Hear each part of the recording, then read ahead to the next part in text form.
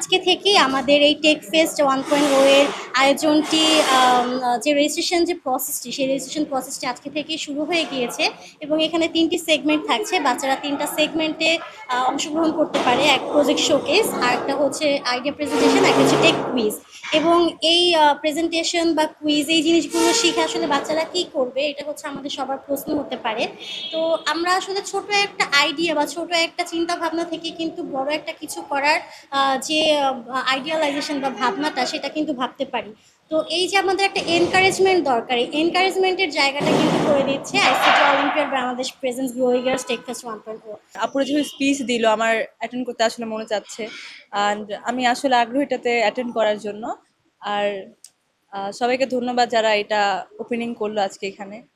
Glowy girls take ফেস্টের মাধ্যমে আমরা আমাদের অনেক সুপ্ত প্রতিভা থাকে যেগুলো আমরা সরাসরি আসলে প্রকাশ করতে পারি না।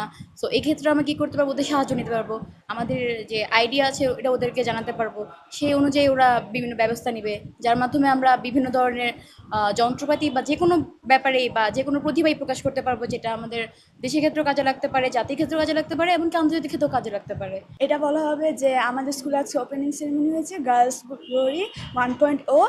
আমরা এই নারী বন্ধক এনভায়রনমেন্টে অংশগ্রহণ করতে অনেক আগ্রহী। আজকে যে প্রোগ্রামটা হচ্ছে এটা একটা আইসিটির উপরে একটা প্রোগ্রাম, যেটা গ্লোরি গার্লস টেক ফেস্ট।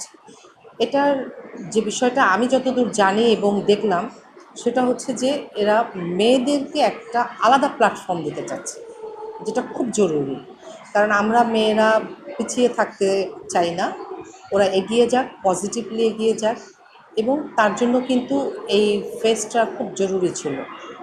এবং সেটা আলহামদুলিল্লাহ আমাদের এখান থেকেই শুরু হয়েছে। আমাদের মেয়েরা আগ্রহী এবং এটা এদের জন্য অনেক উপকারে আসবে। এই ডিজিটাল যুগে মেয়েরা কোথায় যেতে পারে, নাসা পর্যন্ত যেতে পারে, এবং এটা সম্ভব।